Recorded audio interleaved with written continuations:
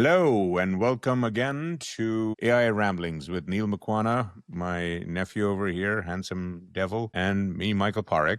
We're here to talk to you again about AI and technology and social matters, product design, all kinds of fun things. Today, we thought we would follow up with the big WWDC now behind us early this week. We've had a number of discussions around it with video shows. That was our last episode 5 with lots of shorts out there as well. We also did a Substack post at AI Reset to Zero, number 746.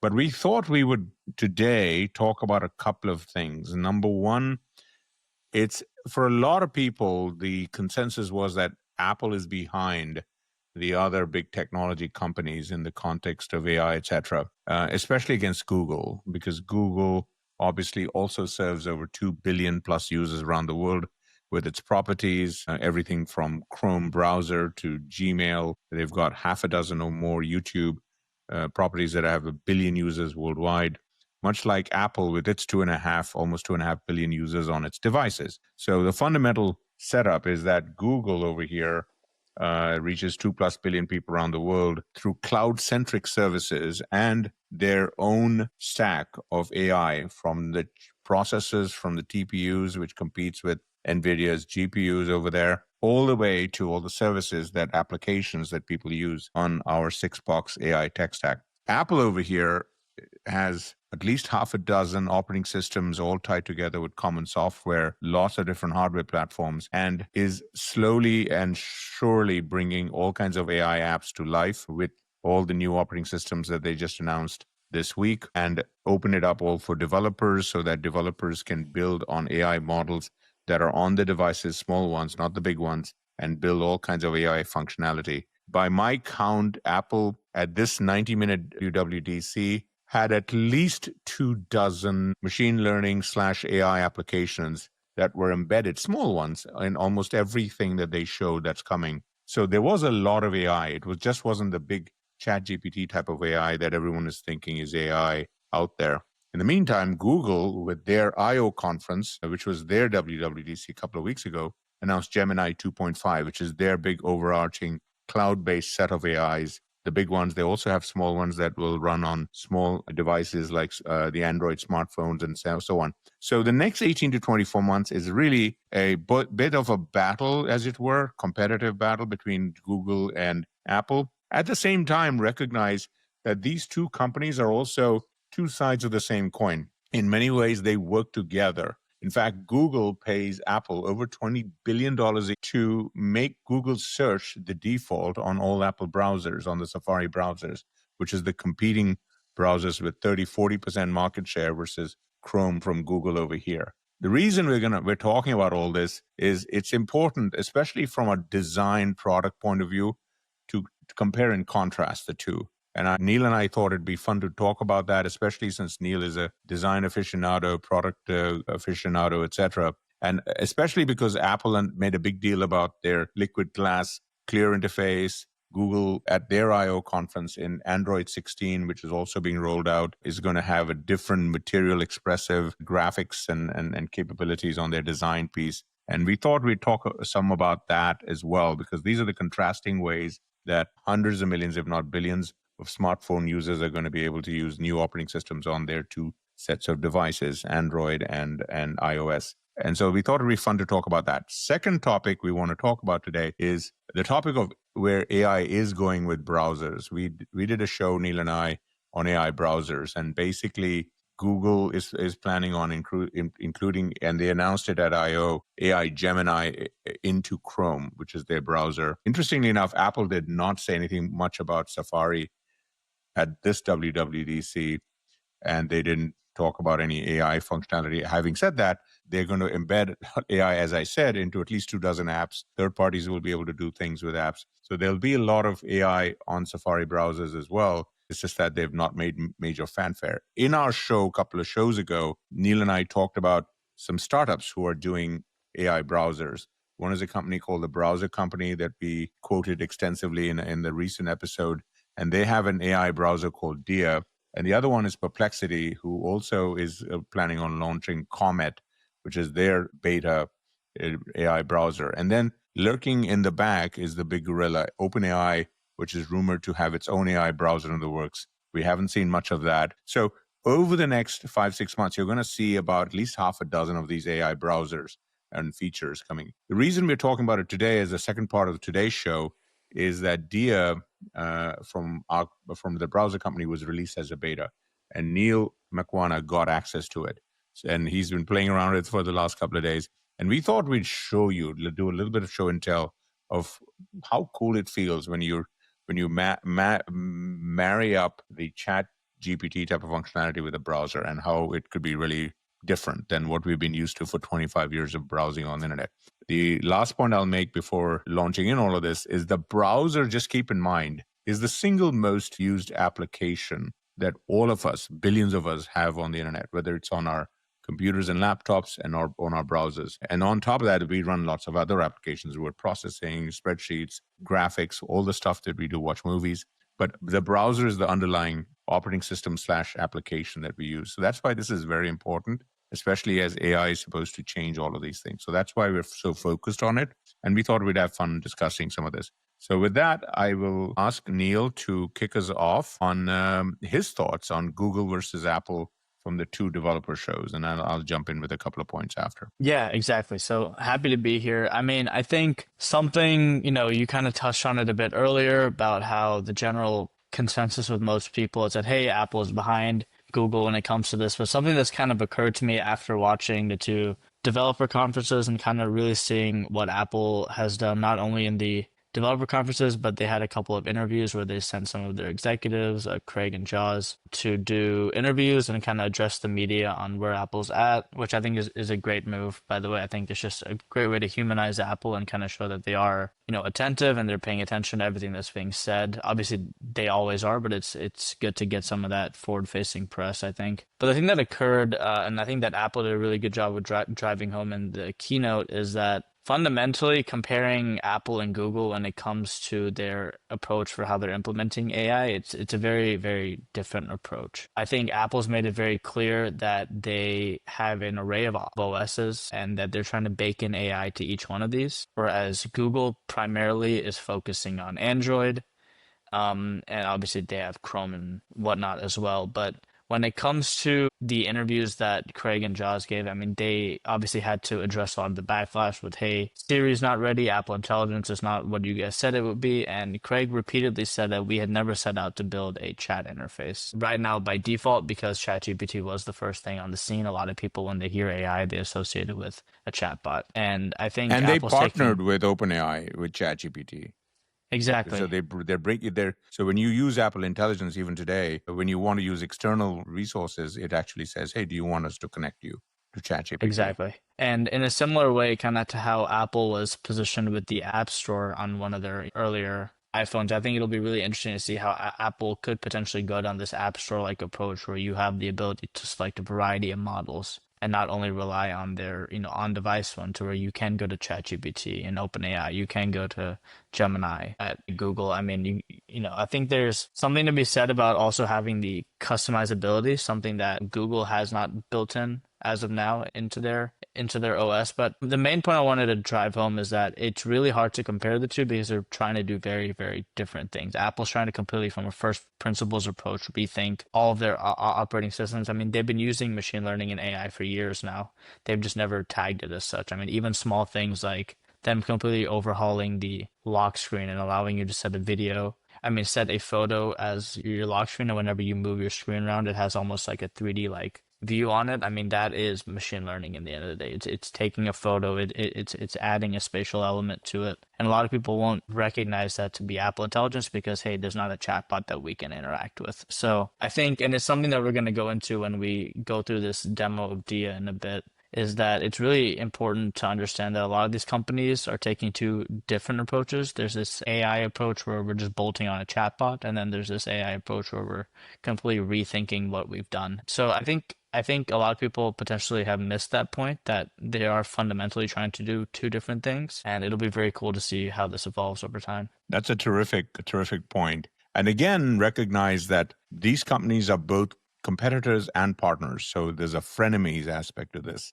because Yes, you're going to see a lot of things from Apple on the AI front that's going to be directly competing with Google and many others, by the way, OpenAI, which is also its partner from a business point of view. But a lot of these will leverage each other and partner with each other. And in fact, Apple, Craig Federighi, who heads up all software, who's also known because of his hair, he's also known as Hair Force One. He's got immaculate hair. I think it competes with your hair, Yeah, Neil. I I've been think told.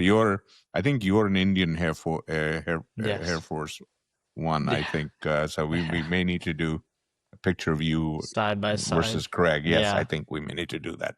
Maybe Yeah, we even might turn have that to. into Ghibli. I don't know. We'll see. Yeah. Anyway, so we'll come back. Craig even has said several times in the several interviews, etc., that ChatGPT is not the only partnership with a large language model AI company. He specifically said Google is also in the running, of course. Perplexity is another one they've mentioned, etc. The other complication, again, for those of you who are looking at these companies from an investment point of view, there's also a legal aspect to this because, as many of you know, almost all the big tech companies are under antitrust and other regulatory investigations by the various federal and state authorities. And there are two cases in case of Google. One is going in the remedies phase because there's been a judgment against Google on how it uses and controls its Chrome browser platform, and also how Google buys its search default position on mobile platforms like Apple's iOS devices, Samsung's Android phones, etc. As I said before, Google pays Apple over $20 billion a year for that privilege for being the default search. And they do a less number, maybe $2-3 billion number with Samsung, which is the other big Android phone provider in the US. So that is all important. And Apple would prefer to keep that going and not have to build its own search. But if that case goes against them against Google over the next few weeks and months, they may find themselves having to jump in with billions of dollars, build their own search, amp it up, and build their own AI. So that's why these are the wild cards. And so when we as observers outside say, why is this company doing this, not doing that? Why is Apple not doing large language models? Well, right now, they don't see it as a reason to do it if they can leverage and be paid for by Google, who has the best search. And the reason Apple partnered with ChatGPT from OpenAI is because specifically they said OpenAI has the best chatbot, which is just the first stage of the 5 stages of AI that we talk about on our roadmap on AI, AGI. The second one's being reasoning, the third one, agents. And these are all things we're going to find on both platforms pretty aggressively. So I just wanted to highlight those two differences. And then the big thing that everyone's really focused on is the way these smartphone OSs are going to look. And they're going to be different. Apple's going to be more clear oriented, and the other one, liquid glass, and the other one from Google, more colorful, skeuomorphic, which means it looks like real world things. But the core thing we're excited about today is to talk about AI browsers. Yes. Neal, why don't you take it from there? Yeah, so I mean, we mentioned this a couple episodes ago that the browser company who previously made Arc, which I've been using for a good amount of time now, about a little bit more than 2 years, I believe now, has recently released Dia, which is their kind of vision of what the operating systems of AI in terms of browsers will look like. And I recently got access to it. They opened it up to everyone, and I've had a day or so to play around with it. So we found some really, really cool things and kind of wanted to highlight them and kind of create a dialogue on where AI browsers are going and how companies like Google and Apple can take notes on potentially how to integrate this into what they're doing as well. And So I'm to sure they're start us working on off, their own versions of it. So it's not like they're asleep at the yes, switch. they're Remember, not asleep. they have platforms that are used by billions of people. So they don't have the luxury of a startup which has 0 users on browsers. So a Exactly. browser company can create a browser that has, a handful of users. And then, the problem when you're incumbent and you have a franchise with billions of users is the moment you tweak even the smallest little pixel on it, you will have at least 10%, which means 100 million people will jump up and say, why the heck did you change this on my browser? And that's why the Exactly. bigger companies have to move a teeny bit slower. Exactly. So to start us off, I'm gonna go ahead and share screen here. So this is Dia. This is their interface. It's pretty And similar this, to by the a way, just traditional. to plug for AI Reset to Zero, this on the screen is our last is our episode AI Ramblings, right? The takeaways from the WWDC. So I just wanted to highlight Yes. that because that's what people are looking at on the screen. Exactly. So the really interesting thing about Dia and what they've done here is that they've added the ability to chat with whatever you are currently looking at on your screen. This isn't a super new thing, but it is new in the way that it's been integrated with videos, which is kind of what we're going to focus on to start off today. So they have this really cool button at the top here for chat with your video, and you're able to ask it a variety of questions. But just to kind of begin our demo, I'm just going to go ahead and say what. So Neal, for those of you who are tracking this, is typing that question, I believe, on the bottom right. Neal, is that what you're doing? Just so that Yeah. people can track on the screen where to look. So he's in the bottom right, just typing in, as you can see, what are the main points in this video. And what's cool is that this is the YouTube video on the left, obviously, which is a Google property. Exactly. So here, obviously, we encourage you to go watch the episode, but if you would like a quick summary, Dia does a really good job of not only giving you an overview as to what was talked about, but also gives you these really cool timestamps here that if you were to click on it, it skips to that part in the video to where you can kind of see what was talked about and what was summarized above. But instead of taking a generic approach to where they are just summarizing the overall content, they do a really good job of diving deep into what was talked about and some of the sentiments. So another question I wanted to ask is, what is the overall Sentiment about the announcements? Good question. The one thing, as we are waiting for the results, two things I'll point out. One is the UI element where it says thinking. What is going on here? I just want to tell you all that this exercise of asking questions and is very compute intensive and also very expensive. These services, whether it's Google or browser company, are taking this to server farms that are charging them certain amounts of money. And so they may go to slower processing compute. So there's a little bit of a wait for the better answer. And so that's why it's telling us that, hey, it's thinking. It's pretending to be human. It's not human. It's just a machine. And it's saying, just wait for me. So that's number one. Number two, the transcript and the summarization that these guys are doing right now is so much better than the transcripts that services like YouTube, owned by Google, itself does. Google's transcripts, even today, this will change presumably now that they'll see what people are already doing with this. They're not usable transcripts. They're not readable like this. You can cut and paste this. You can do so much more with this transcript than you can do on the Google transcripts. And I just wanted to point that out as a heavy user of consumer of content on YouTube. So I'm just so excited to see these kinds of summaries. Please continue, Neal. Exactly. So here we were able to kind of get an overall sentiment. So if you want to know how we felt about the announcements, you can see here that it's overall positive, highlighting a lot of excitement for the direction that Apple's taking.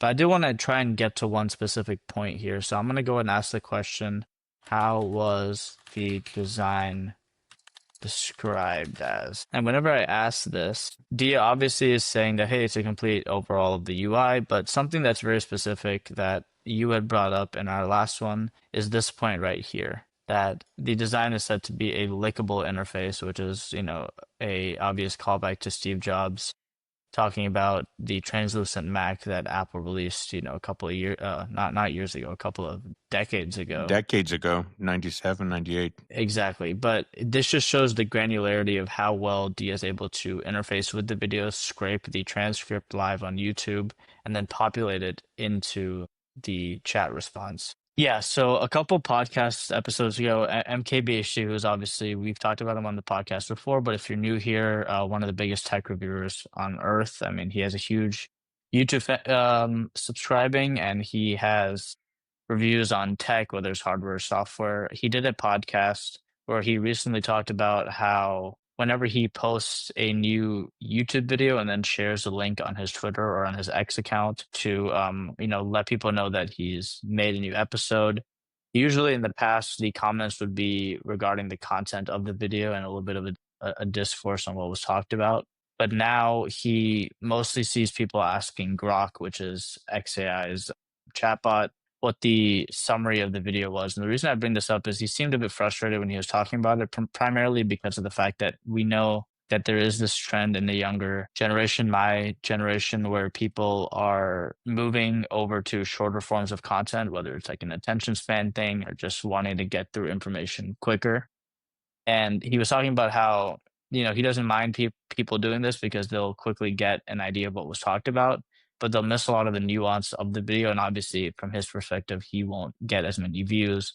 The reason I bring this up is how Google chooses to integrate Gemini into Chrome will be very interesting because of the fact that Google gets a lot of their revenue through ads. And whenever you add an interface where you can quickly, and we'll show this in another demo here in a second, but when you can quickly interface with other pages, other tabs you have open without having to actually go onto the page and be served up the ads, there's a potential for lost revenue on Google's side of things.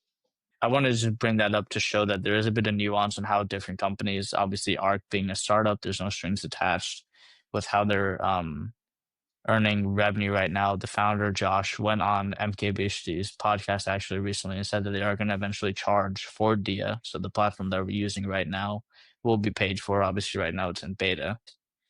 Just wanted to bring that up. I didn't know if you had any thoughts on that, just to see, how this moves forward in terms of the bigger companies. Yeah, I just want to make sure this issue is framed in its larger context, because from the beginning of ChatGPT a couple of years ago, Google's stock immediately got hammered because the notion was, look, Google is the biggest beneficiary. They have 70+% of the ad market of the entire internet basically running on ads. And if all of a sudden, if AI was going to summarize things, it was going to break Google's model. So far, what we're finding is that it's not doing that. It's yes, jostling the model, but publishers are figuring out new ways to advertise along with Google, along with Meta, etc.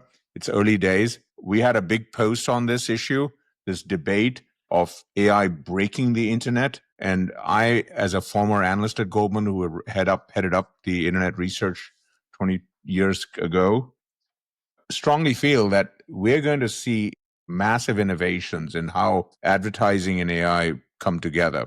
So all of these discussions are premature. And in terms of, oh my God, the internet is broken, that publishers are not going to have ways to make money.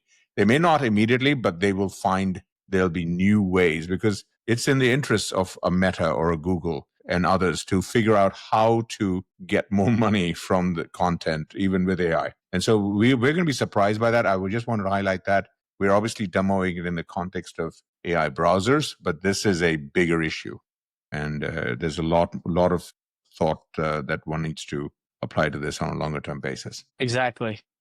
So to move on kind of with what we wanted to show on Dia, another example would be, we had an episode before this, our preview for WWDC, and I had mentioned a notebook that I use, that I've started to write in, in physical notebooks rather than on my iPad on a tablet.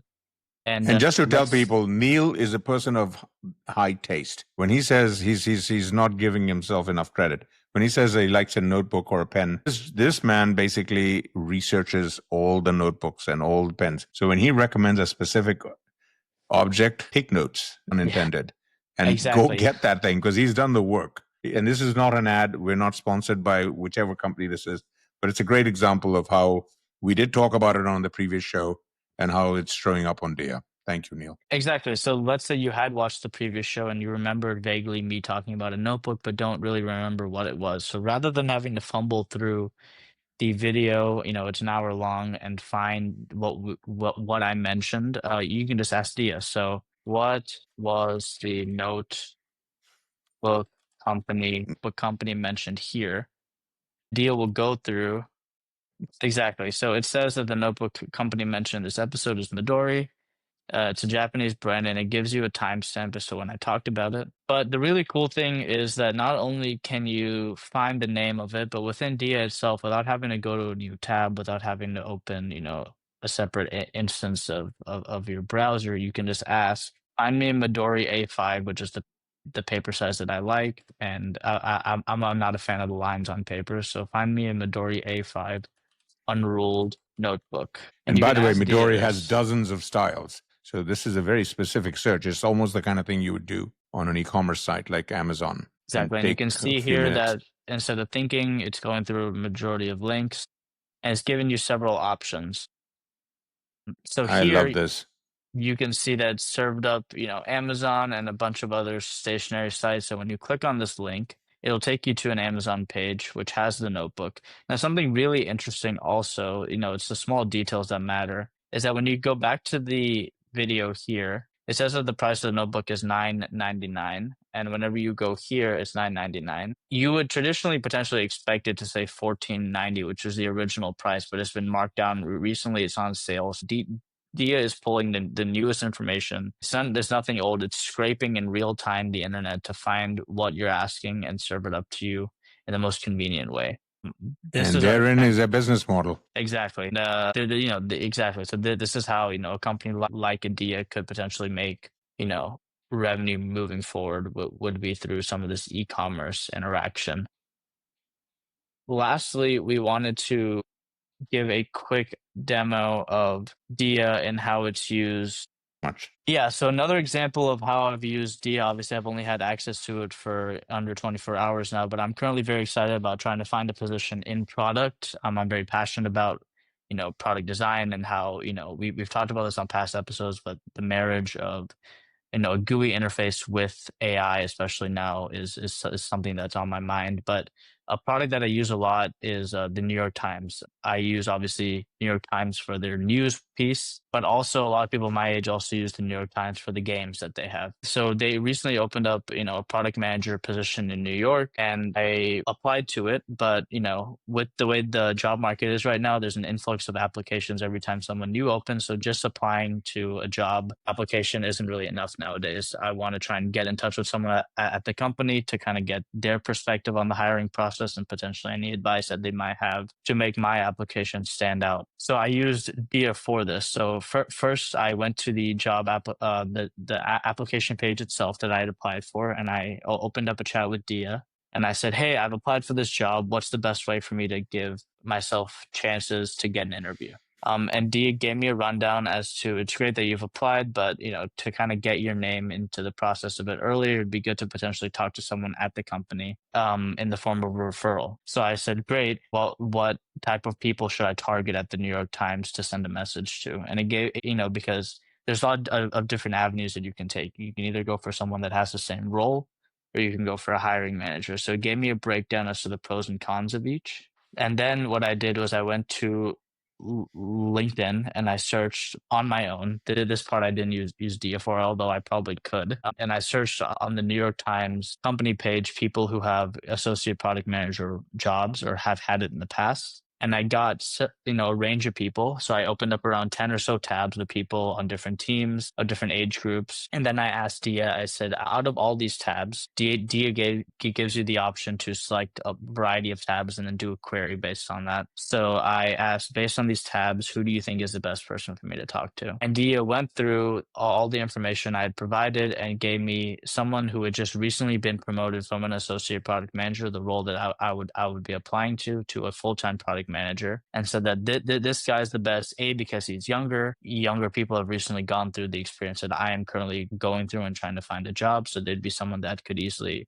resonate and empathize with the position I'm in, but also someone that has fresh experience and has recently just been through the associate product manager program that I was applying to. So based on this, I was able to say, great, thank you. Help me craft a message to ask this guy. And this was really the coolest part, I think, is whenever Dia did it, it's not like a traditional chat bot where it just gave a generic message that, hey, I'm interested in what you're doing. Would you have some time to chat? Dia was able to parse through the entire web page and see that this person had recently been promoted and had made a post about it and included that in the message to make it feel a bit more, personalized to them. So it said, hey, congrats on your recent promotion to a full-time product manager. I'd love to, get your insight on the journey you've had and what your experience has been like. This is just an example. I've obviously very, very anecdotal and very recent, and I'm going to play around with it a lot more, and we can talk about it in future episodes. But this is exactly what the future of AI is envisioned as. It's this completely frictionless interface where you can prompt things and ask things without having to cut and paste links or take screenshots or drag in files. And just based on the context of who you are as a person, which is perfectly captured in the form of a browser, ask any sort of query and really get personal, non-generic responses. So yeah. That is a terrific story because it not only summarizes AI's role as a chatbot and search, etc., but what the aspiration is for the industry as a whole. That these things help us be our advisors in our personal lives and in our professional lives. And you, in this case, both for you, Neal. And the second part I want to underline is what got us inspired to do this podcast series in the first place, AI Ramblings, because our first episode was literally about the generational difference in terms of how the stuff is being used, with Sam Altman of OpenAI saying, look, the younger people are using this as an operating system for their life. And you're doing that. You did that on ChatGPT, and ChatGPT could have helped do many of the things that you just articulated in terms of the New York Times. But in this case, Dia was using its role as a browser of helping you in that context, multiple tabs, etc. So that's why this is such a powerful example of where most of the things that we can do is applicable here. And obviously, this is not an advertisement for Dia. It's these kinds of things are going to be relatively common on every AI browser out there. These are the table stakes. Dia happens to be the first. So as a company, they're going to have to really hustle. That's the excitement for Josh Miller and his team to be in a startup business. And their advantage is they can do it sooner, faster than the next big incumbent competitor. But as users, as the audience for all this stuff, this is what we can lean into and get excited about, far beyond whether Apple's going to lose or win the AI race or Google. All of that is interesting, but this is what really matters, is how AI really starts to do some of the things that it's hyped about, advertised about, overhyped, underhyped. I don't know. We can all decide that collectively. So Neal, thanks for sharing this story and this great experience with the beta version of Dia. We'll play around with this some more. We'll probably talk about it some more in future shows. But I think we just wanted to share today that Apple by itself at WWDC was one piece of the story, the other, and one side of the coin, as it were. Google's the other side of the coin. And these are the two companies out of the Mag 7 that are each worth $1 trillion or more, that are going to be changing the way we interact with what we know as the internet. And that obviously has big implications for businesses on the internet, large, medium, small. Everything is going to be changed, which is why our core Substack is named AI Reset to Zero. We're resetting everything for the better, hopefully on an overall net basis. And we're very excited and glad that you're along with us, whether it's on this podcast or on the Substack. We encourage you to provide us feedback on how we could do these things better. Obviously, as you always, like and subscribe, and stay with us until our next episode, which will be very soon. And stay tuned. Thank you. See you next time. Thanks.